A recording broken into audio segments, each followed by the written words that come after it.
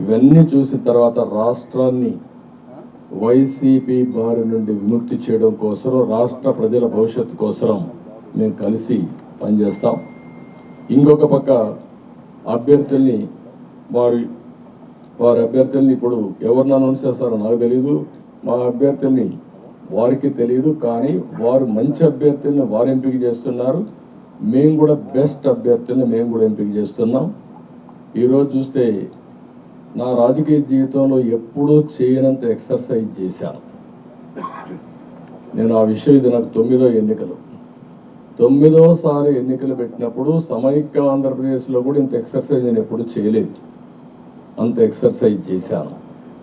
1,10,00,000 దగ్గర నుంచి అభిప్రాయ సేకరణ చేసుకున్నాను వివిధ సోర్సెస్ ద్వారా. నేను ఒక్క సోర్స్లో చేయలే, అనేక సోర్సెస్ పెట్టి ప్రజల్ని, కార్యకర్తల్ని కాన్ఫిడెన్స్గా తీసుకున్నాను.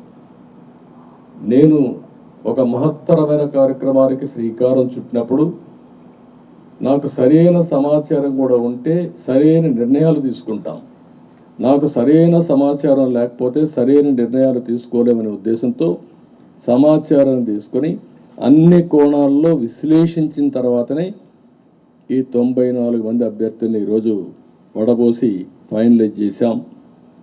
ఇందులో కూడా మీరు చూస్తే ప్రజల మధ్య ఉండే వ్యక్తులు కానీ, ప్రజలు కోరుకునేవారు, ప్రజల ఆమోదయోగ్యం ఉండేవాళ్ళు, సమర్థవంతంగా ఎన్నికల్ని ఎదుర్కొని అవతల వాళ్ళతో పోటీపడే అభ్యర్థుల్ని ఎంపిక చేయడం జరిగింది.